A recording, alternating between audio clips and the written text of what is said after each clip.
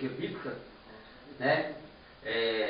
As civilizações antigas, como Mesopotâmia, a Síria, né? Aquele pessoal ali do Oriente Médio, da época antiga, eles não deixaram, as civilizações elas desapareceram. Então eles não deixaram, assim, vestígio, não foi deixado muito vestígio para que se pudesse estudar com afinco a cultura, a agricultura, vamos supor, a religião, o costume. Então não foi deixado por essas civilizações antigas, ali no Crescente Fértil, né, dessa região do Crescente Fértil, não foi deixado nada. Então, hoje, o que nós temos assim, para trazer à luz a verdade da existência desses povos, é o que nós temos nos escritos sagrados, na Bíblia, né? E nós sabemos que a Bíblia é um livro de religião, não é um livro científico, né? Então ela traz essa, vou pôr assim, entre aspas, essa dificuldade. Por quê? Porque é onde que os céticos, né, que não acreditam na existência desses povos bíblicos, né, que acham que tudo é um mito, é uma narrativa, é porque tem outros povos que têm uma história parecida, né? Quando nós entrarmos no Pentateuco, nós vamos ver isso aí no livro de Gênesis, vamos aprender um pouquinho sobre isso, como é que era isso, né? Moisés desenvolveu o livro de Gênesis, como é que ele recebeu essa revelação, e os críticos eles vão ter essa dificuldade de aceitação dentro do que é verídico, do que é fato, né? E às vezes vai levar para o lado mitológico, porque não tem esse vestígio, né? Não tem toda aquela vastidão de um reino que a Bíblia vai nos apresentar, por exemplo, como o jardim suspenso de Nabucodonosor, né? O reinado de Nabucodonosor. Não existe mais aquela civilização antiga. Então os céticos e os críticos, eles não aceitam as escrituras às vezes, porque é o que está, né, assim, entre aspas, no papel. Então é difícil para eles aceitarem. Então só que acontece, à medida que essas dificuldades de aceitação foram surgindo, a ciência ela precisou então comprovar. Como é que a ciência então vai comprovar a existência dessas civilizações, desses povos, que não foi deixado um vestígio? É aí onde que entra essa ciência, a arqueologia. Então a ciência arqueológica ela entra para sanar essa falta, para tampar essa lacuna, para preencher essa lacuna. Ela entra para quê? Para poder ir lá na região onde, dentro dos escritos bíblicos, nós temos, né, às vezes a direção do local, né, que já é o Crescente Fértil. Então a arqueologia ela vai para o Crescente Fértil, vai para Jerusalém, né, que é uma cidade histórica, ela está dentro da história, ela tem o seu contexto histórico, mas se você procurar Jerusalém antiga, a única coisa que a gente vai ter lá, assim, nas caras, é o Muro das Lamentações, né, que era uma parte do muro que ficou daquela época, onde os judeus ali eles clamam de noitezinho pelas profecias, mas mesmo assim não tem tanta coisa. Então a arqueologia entrou ali e algumas coisas, alguns objetos foram sendo encontrados, e através desses objetos foram sendo encontrados nomes de pessoas que o relato bíblico, né, há 2000 anos já falava da pessoa. Então achou-se materiais daquela época, achou-se inscrições dos monarcas. No caso de Herodes, foi encontrado, né, um pedaço de material falando sobre Herodes. Foi encontrado uma romã, né, aquela romã que é falada no texto bíblico, daquela que era colocada nas vestes dos sacerdotes. Então foi encontrado esses tipos de materiais, e através dessas escavações foi se descobrindo a cultura, a religião, né, aquilo que a civilização não deixou devido ao passar do tempo, as insurreições de guerras que foram surgindo, a destruição avassaladora da civilização antiga. Mas a arqueologia está ali agora, escavando, achando. Então nós temos vários achados, né? Foi encontrado o tanque de Siloé, não assim 100% do jeito, mas o local exato, a sua estrutura está ali sendo preservada. Foi encontrado numa escavação, ali mesmo no muro, ali no Domo da Rocha, onde ali está a Mesquita de Omar, né, que o islamismo tomou conta ali do Monte Moriá, onde era o templo. Então, achou-se que aquela estrutura daquele lugar, né, ali do Domo da Rocha, a estrutura do muro, justamente a estrutura é a base do templo, da época do templo. Então, a arqueologia ela está trazendo à luz aquilo que as escrituras dizem. Então, os céticos hoje em dia não podem, às vezes, desfazer 100% de um relato bíblico, porque tem material que passou por testes de averiguação no carbono 14 e outras ciências mais avançadas, achando-se a datação daquele material justamente com o nome do personagem, justamente datado no período que a Bíblia coloca aquele personagem em cena. Uma coisa fascinante. Então a arqueologia ela vem para isso, para quebrar essa mistificação e trazer a luz da verdade dos escritos bíblicos. Então a Bíblia não é apenas um livro religioso, mas ela é um livro histórico, ela tem uma história dentro dela. Ela não é um livro científico, mas a história que está contida dentro dela, com as ações de Deus, os personagens tementes a Deus, estão sendo comprovados através dessa ciência chamada arqueologia, e dentro do contexto nosso aqui, a arqueologia bíblica. Hoje muitos sítios arqueológicos estão ali em Israel, em planícies, vales, montanhas, separado ali, claro que tudo legalmente, né? Tem que ir lá pedir o governo de Israel permissão, pedir o governo islâmico permissão, pedir o governo árabe, né? Então eles vão ali, pedem permissão para o governo libera, eles vão lá e cercam um certo lugar, né? Tentando preservar a natureza, mas estão ali para escavar o local, porque ali tem algo soterrado há 2000 anos ali. Então esses achados aí, eles têm comprovado as escrituras sagradas. Então nós vamos aí, a arqueologia bíblica. Somente as pesquisas arqueológicas dos últimos 100 anos chegaram a escavar as soterradas ruínas das antigas regiões civilizadas perto do Eufrates, Tigre e do Nilo. Aqui essa região aqui é a região do Crescente Fértil, onde está a Mesopotâmia. Né? O que é Mesopotâmia? Meso entre pótamos, rio, entre rios, a Mesopotâmia. Né? Então esses rios aqui, essas escavações, né, de 100 anos, agora a partir dos 100 anos, né, eles estão agora escavando esse local, o próximo Rio Nilo, estão sendo encontrados esses materiais. Né? E o despertar para a vida, as silhuetas de uma época culta de aproximadamente 4.000 anos. 4.000 anos de história estão sendo trazidos à luz, estão sendo trazidos diante de nós. Por quê? Porque alguém está se preocupando com a história. E não tem como mais colocar em descrédito essa história, porque os materiais estão comprovando. Nós vamos ter alguns materiais aqui para a gente entender melhor. Né? Mas os materiais arqueológicos recentemente descobertos habilitam-nos a apurar com mais precisão a natureza dessas relações e demonstram-nos as influências dos grandes centros civilizados da Ásia Menor e do Egito sobre a cultura material e espiritual da Síria e da Palestina. Então esses materiais que estão sendo encontrados, eles estão trazendo essas informações de como era o porte cultural e religioso que aquele povo praticava naquela época. E quando nós vamos para o texto bíblico, nós conseguimos encontrar essas informações nos textos bíblicos. E justamente os materiais vão estar dando,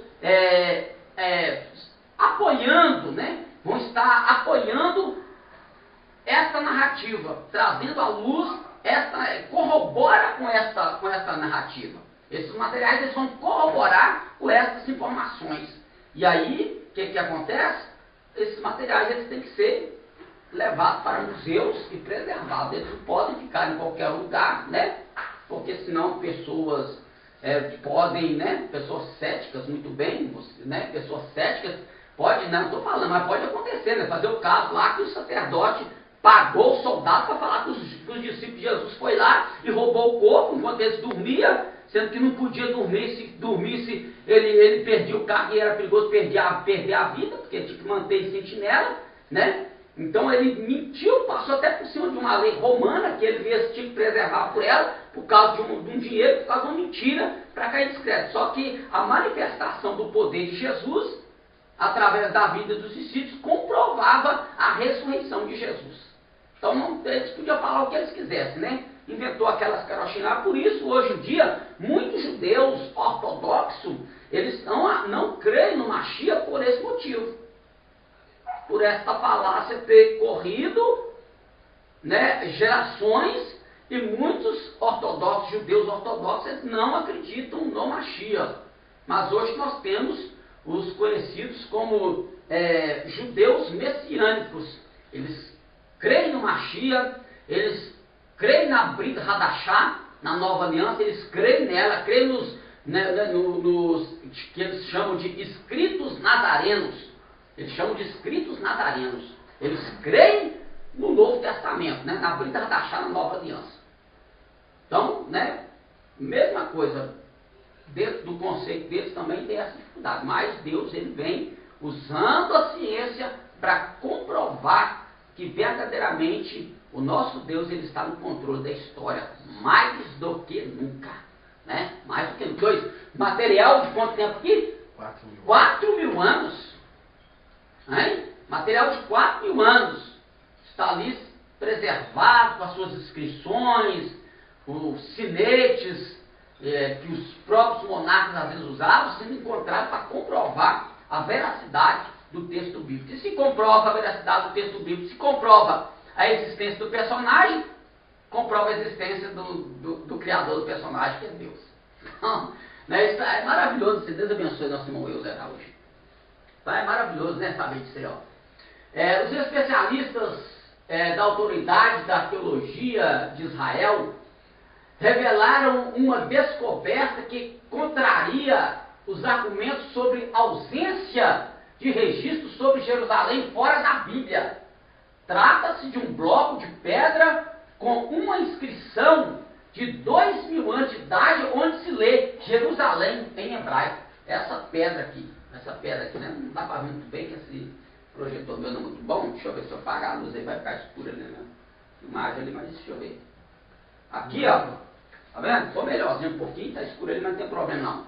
Aqui, ó, é a inscrição de Jerusalém, está escrito Jerusalém em hebraico, tá? Então, uma pedra, tá? Um monumento com o nome de Jerusalém. Aí as pessoas hoje pegam a história da Bíblia e acham que Jerusalém, quando olha para Jerusalém de hoje, né, não vê como a Jerusalém do tempo bíblico, porque é totalmente aquém daquilo que está escrito, não tem nada a ver.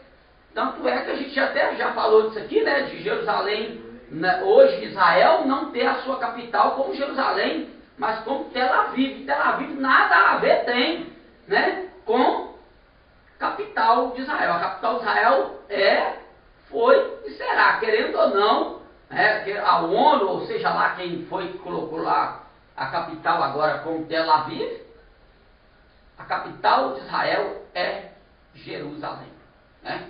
Louvado seja Deus.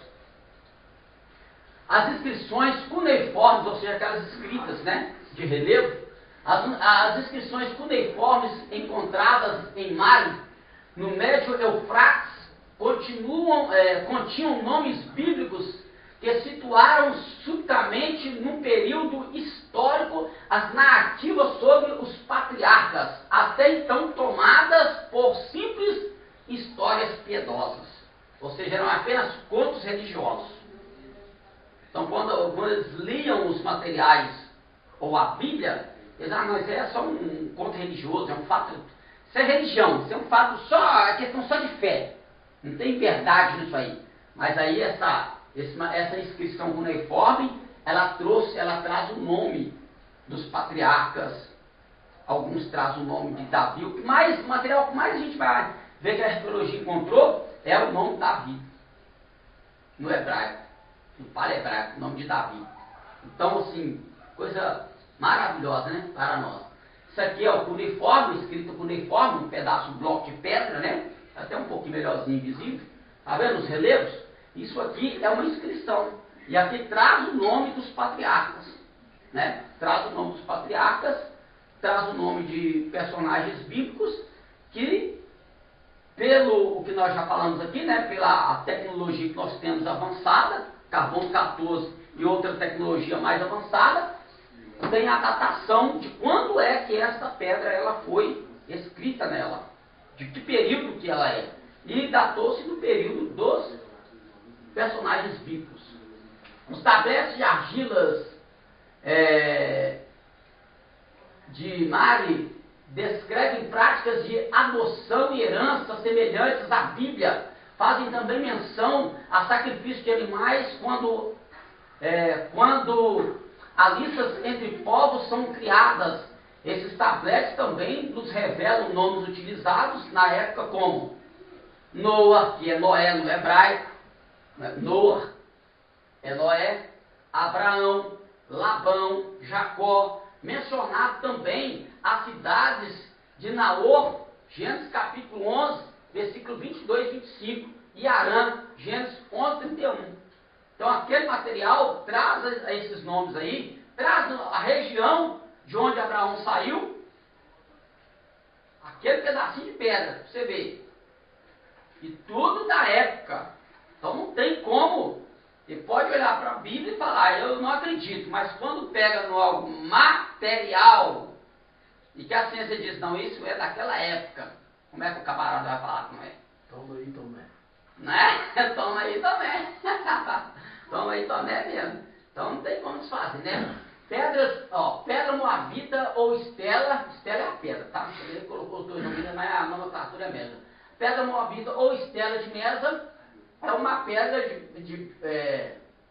de basalto como uma inscrição sobre Mesa, rei de Moabe. Este registra a conquista de Moabe por Onri, rei de Israel setentrional. Após a morte de Acabe, filho de Onri, Mesa revolta-se depois de prestar vassalagem por 40 anos. Essa inscrição completa e confirma o relato bíblico em 2 Reis 3, 4, 27. Até ler que relata isso aqui que eles estavam trazendo à luz.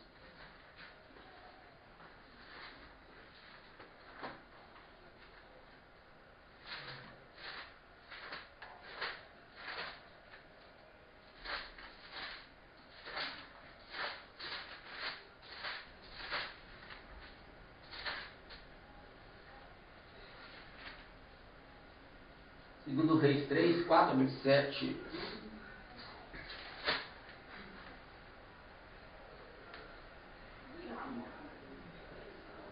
Então Mesa, rei dos Moabitas, era contratador de gado e pagava ao rei de Israel 100.000 cordeiros e 100.000 carneiros com a sua lã. Sucedeu, porém, que, morrendo Acabe, se revoltou o rei dos Moabitas contra o rei de Israel. Por isto Jorão, ao mesmo tempo, saiu de Samaria e fez revista de todo Israel. E enviou a Josafá, rei de Judá, dizendo: o rei dos Moabitas se revoltou contra mim. Irás tu comigo à guerra contra os Moabitas? E disse ele: subirei e eu serei como tu, meu povo como teu povo, os meus cavalos como os teus cavalos. E ele disse: por que caminho subiremos? Então disse ele: pelo caminho do deserto de Edom. E partiu o rei de Israel, o rei de Judá e o rei de Edom, e andaram rodeando com uma marcha de 7 dias. O exército e o gado que os seguia não tinham água. Então disse o rei de Israel: que o Senhor chamou estes 3 reis para os entregar nas mãos dos moabitas. E disse Josafá: não há aqui algum profeta do Senhor para que consultemos ao Senhor por ele? Então respondeu um dos servos do rei de Israel e disse: aqui está Eliseu, filho de Safate, que deitava água sobre as mãos de Elias. E disse Josafá: está com ele a palavra do Senhor. Então o rei de Israel e Josafá e o rei de Edom desceram a ele. Mas Eliseu disse ao rei de Israel: que tenho eu contigo? Vai aos profetas de teu pai e aos profetas de tua mãe. Porém o rei de Israel lhe disse: não, porque o Senhor chamou estes 3 reis para os entregar nas mãos do Moabita. E disse Eliseu: vive o Senhor dos exércitos, em cuja presença estou, que se eu não respeitasse a presença de Josafá, rei de Judá, não olharia para ti nem te veria. Ora, pois, traze-me um tangedor. E sucedeu que, tangendo o tangedor, veio sobre ele a mão do Senhor, e disse: assim diz o Senhor, fazei neste vale muitas covas, porque assim diz o Senhor, não vereis vento, nem vereis chuva. Todavia, este vale se encherá de tanta água, que bebereis vós, o vosso gado e os vossos animais. E ainda isto é pouco aos olhos do Senhor. Também entregará ele os moabitas na vossa mão. E ferireis todas as cidades fortes, todas as cidades escolhidas, e todas as boas árvores cortareis, e tapareis todas as fontes de água, e danificareis com pedra todos os bons campos. E sucedeu que pela manhã, oferecendo-se a oferta de manjares, eis que vinham as águas pelo caminho de Edom, e a terra se encheu de água. Ouvindo, pois, todos os moabitas que os reis tinham subido para pelejarem contra eles, convocaram a todos que cingiam cinto, e daí para cima, e puseram-se à fronteira. E levantando-se de madrugada, e saindo o sol sobre as águas, viram os moabitas defronte deles as águas vermelhas como sangue, e disseram: isto é sangue, certamente que os reis destruíram a espada e se mataram uns aos outros. Agora, pois, a presa moabitas. Porém, chegando eles ao arraial de Israel, os israelitas se levantaram e feriram os moabitas, os quais fugiram diante deles, e ainda os feriram nas suas terras, ferindo ali também os moabitas. E arrasaram cidades, cada um lançou a sua pedra em todos os bons campos, e os entulharam e taparam todas as fontes de águas, cortaram todas as boas árvores, até que só em Quiharesete deixaram ficar as pedras. Mas o fundeiro e cercaram e feriram. Mas, vendo o rei dos Moabitas que a peleja prevalecia contra ele, tomou consigo 700 homens que arrancavam espada para romperem contra o rei de Edom, porém não puderam. Então tomou seu filho primogênito que havia no reino em seu lugar e o ofereceu em holocausto sobre o muro, pelo que houve grande indignação em Israel. Por isto retiraram-se dele e voltaram para a sua terra. Então esses personagens, esses reis aqui que está sendo mencionado aqui nesse texto, esses nomes, eles estão nessa estela, nesse pedaço de barro, tá? Nessa inscrição aqui, ó. Então essa estela aqui, ó, essa placa de pedra, tá? Ela contém esses nomes aí, escritos nela, datados desta época aqui. Então o texto bíblico, ele é o texto que ele está, pela própria arqueologia, a própria arqueologia, ela está trazendo à luz a verdade do texto bíblico com os nomes certinhos, mesmos nomes, tanto os nomes dos aliados quanto os nomes dos inimigos, estão todos contidos aqui nesse registro dessa estela aqui de manto. Coisa maravilhosa, né? Interessante, né? O que seria, né, da veracidade hoje? Isso, o que acontece? Isso até aguça mais a nossa fé. Nos faz, às vezes, até acreditar mais, até mais fé. Porque nós estamos vendo, porque nós, né, nós estamos naquela frase, né, que a Bíblia diz que nós não andamos por vista, mas por fé. Né? Mas agora nós andamos por fé, mas nós vemos também coisas físicas, materiais, comprovando que a nossa fé é uma fé verdadeira, a nossa fé não é uma fé falsa.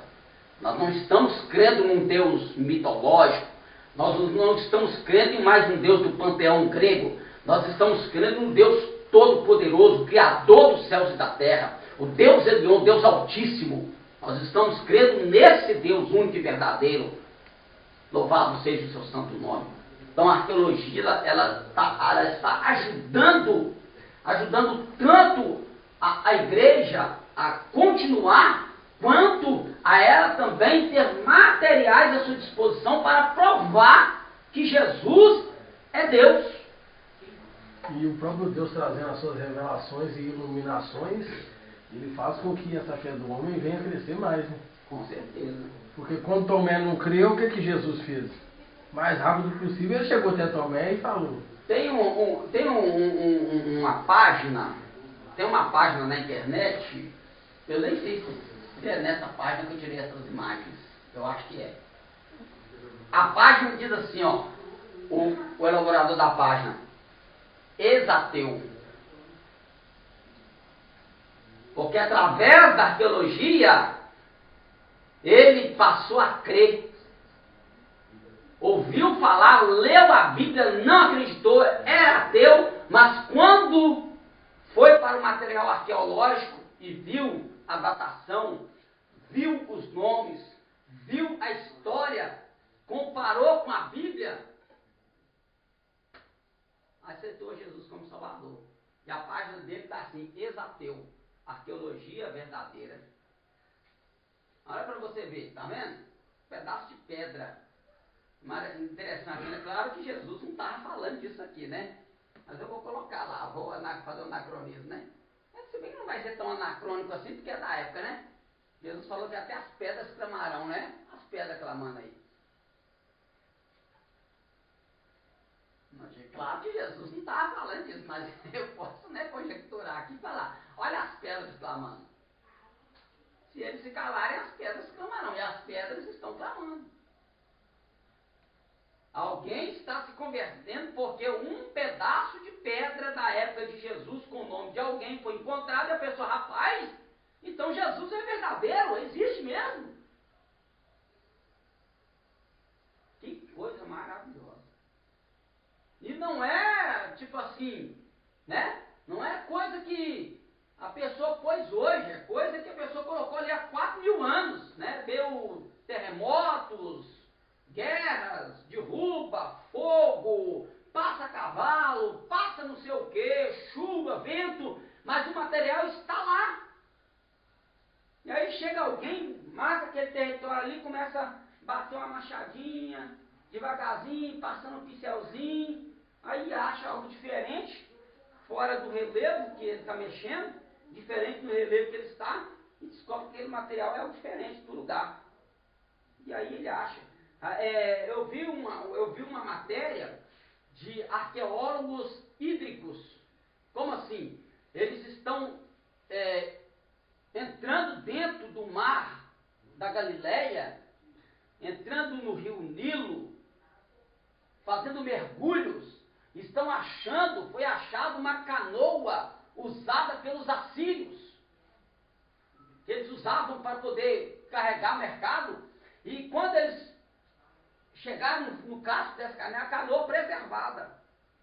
Sim, a madeira já estava em um estado assim de decomposição, mas eles tiraram cuidado e eles injetam um produto na madeira que a madeira volta a ficar rígida. Eles injetam com seringa um produto lá, o cara falou potássio, não sei de que lá, e a madeira fica rígida novamente. E algumas pedras, e eles acharam aquelas pedras estranhas e resolveram tirar as pedras. Quando foi ver, as pedras não pertenciam àquela região.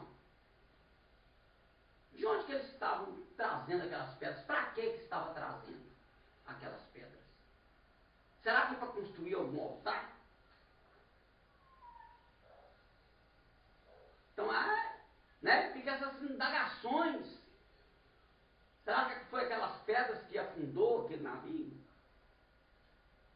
E se nós pegarmos esse relato bíblico, nós vamos ver que quando Salomão ele vai construir o templo, ele trouxe pedras de lugares, foi trazido materiais de lugares remotos, distantes, através de caravelas, através de barcos daquela época, atravessavam desertos com madeira.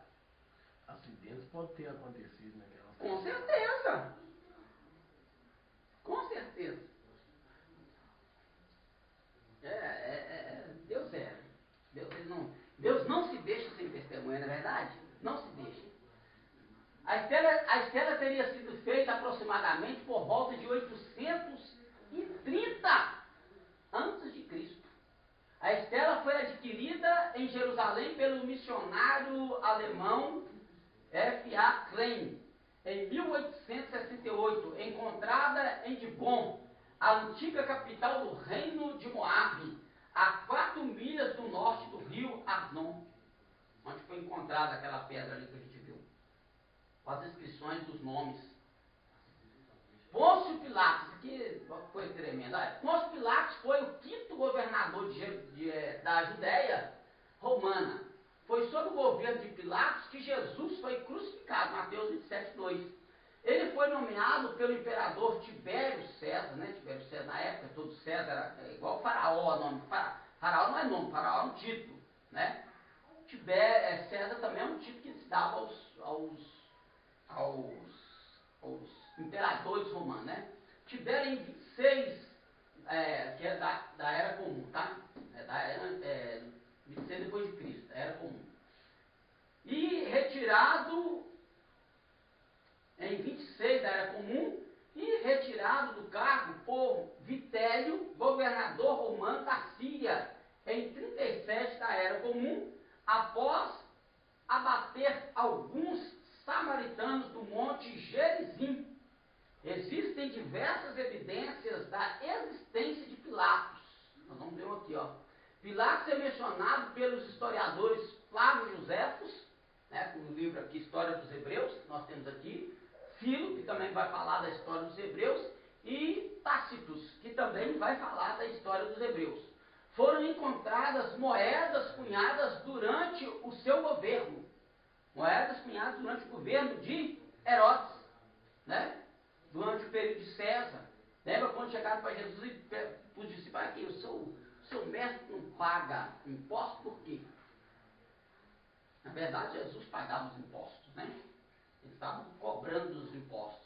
Mas aí, quando tem uma questão, Jesus ele vai mandar trazer uma moeda, né? E ele vai perguntar de quem que é essa inscrição? É de César. Então, aí o que ele vai dizer? Vai a César que é de César e dá a Deus que é de Deus.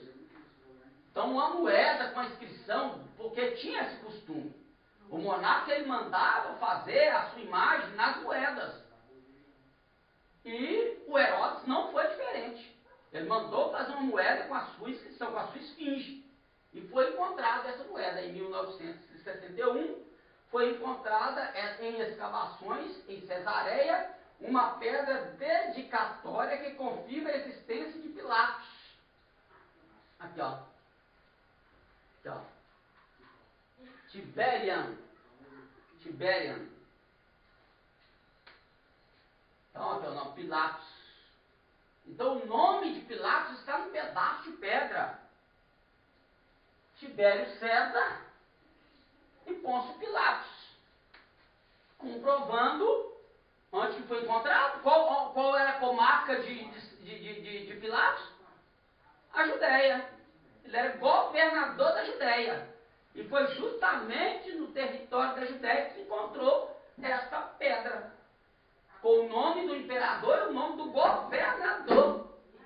Datado exatamente que a Bíblia traz a data do governo deste monarca aí, deste governador e deste imperador.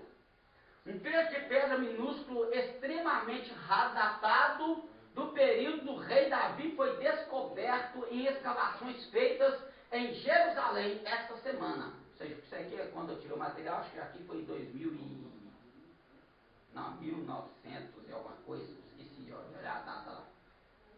Em Jerusalém, esta semana. O texto de Êxodo 38, 26 fala sobre o Beca, que equivaleria a meio ciclo, conforme o ciclo do santuário. Essa pedrinha aqui, ó. Tá vendo uma inscriçãozinha aqui, ó? Tá vendo? Você lembra que... Tá vendo aqui, ó? Aqui, ó. Tá mais claro aqui, ó. Hã? Tá dando? Pois é. Parece com qual letra do alfabeto hebraico está aparecendo isso aí?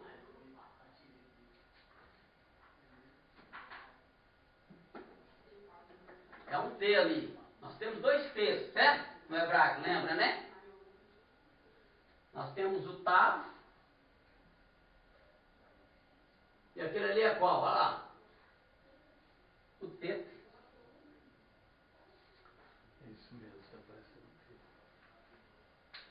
Olha lá. Igualzinho.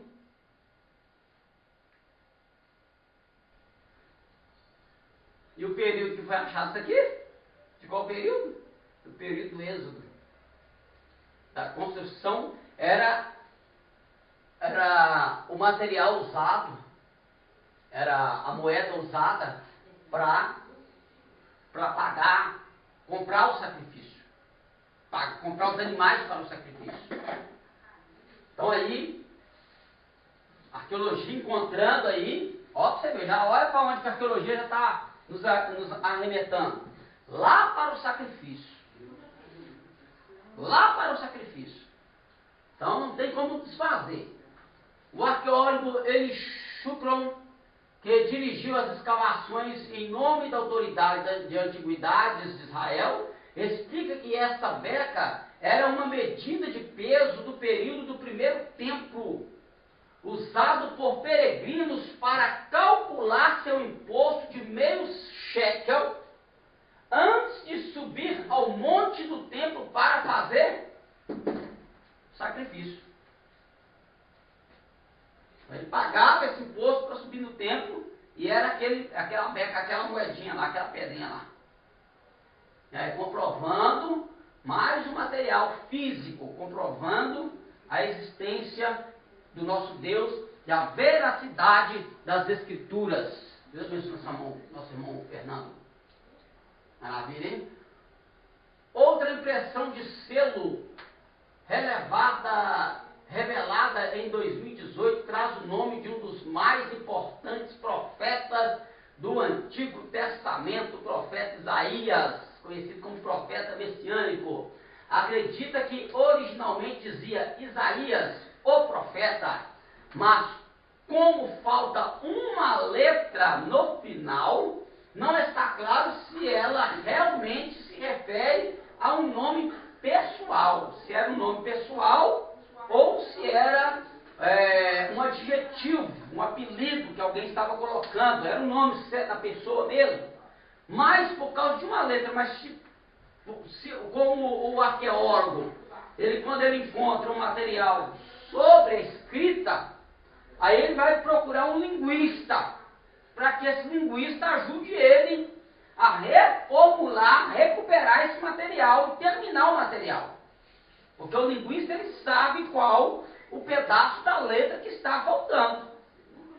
Então, com esses dois doutores, né, o doutor arqueólogo e o doutor linguista, eles vão recuperar esse material, por isso ele sabe que era o profeta Isaías, porque a inscrição vem Isaías, o profeta. Tá? Ficou escuro? Ou acabou? Não, acabou. Acabou. Acho que acabou. Que é isso aí? Acabou meu material? Acabou meu resumo, né? Eu não fiz mais resumo, mas tem mais para fazer.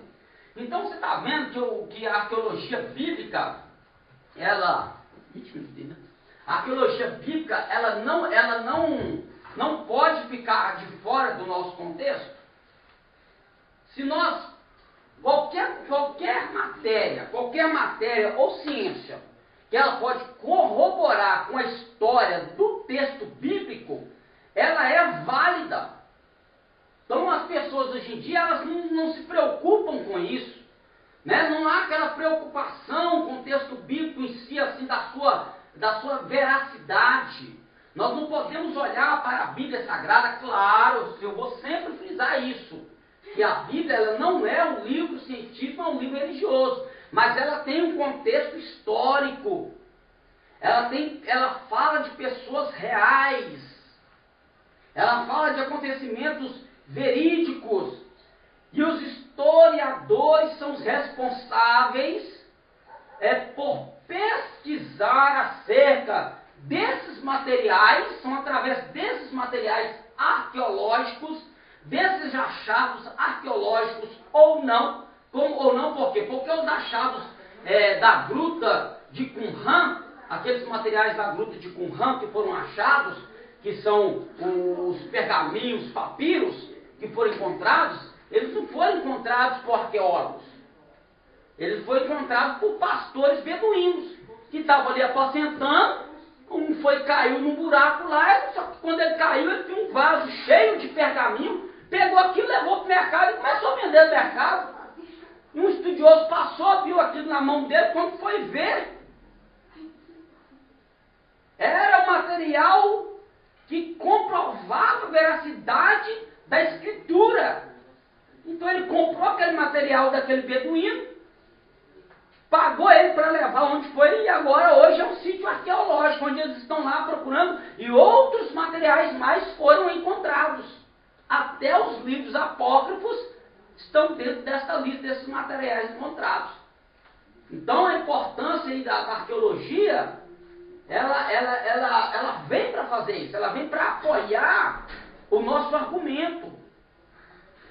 Porque se alguém falar assim, me prova, eu vou te provar, dentro da arqueologia eu vou te provar. Tem como nós provarmos uma pessoa agora? Eu quero ver, você quer ver? Então aqui ó, arqueologia, deixa eu te mostrar um negócio da arqueologia aqui. Aí tem gente que acha que não precisa de arqueologia, não precisa conhecer Braga, não precisa conhecer, tá bom demais, já leu a Bíblia. Não é, gente. Não é. Infelizmente, né? Infelizmente as pessoas olham para a sua vida espiritual, mas elas não se preocupam com o conteúdo que elas podem ter mais, estou dizendo mais, né?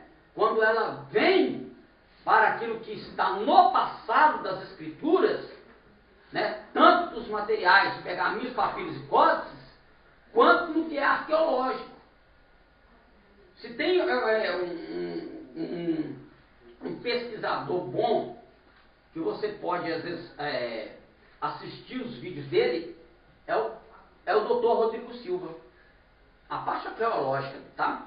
Muito. Você quer ver tipo assim, ele foi lá em Israel, ele foi numa escavação onde está sendo escavado, onde foi encontrado um material que mostra justamente como era feito o sacrifício. Justamente, do jeito que era.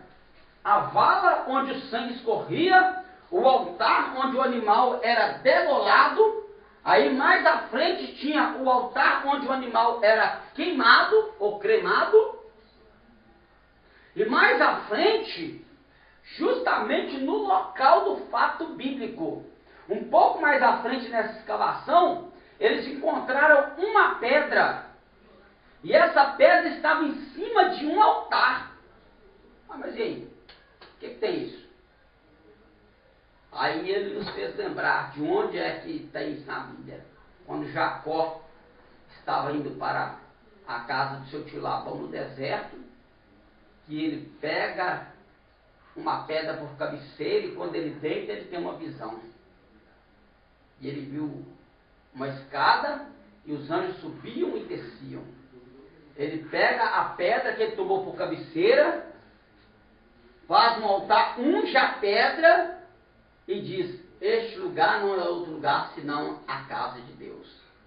O lugar passa a se chamar Betel, casa de Deus, ou Betel, casa de Adonai. Achou uma pedra, justamente olhando assim, quando você olha o texto bíblico e olha o cenário arqueológico encontrado, não tem como você dizer que não é. Porque está justamente no local. É o trajeto.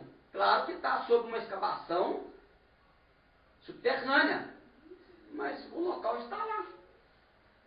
Porque o domo da rocha ele foi construído em cima do Monte Moriá. Justamente em cima do monte de Deus, que foi construído o domo da rocha. Por isso que essa briga, né, entre os árabes e os judeus, concernente ao local da construção do templo.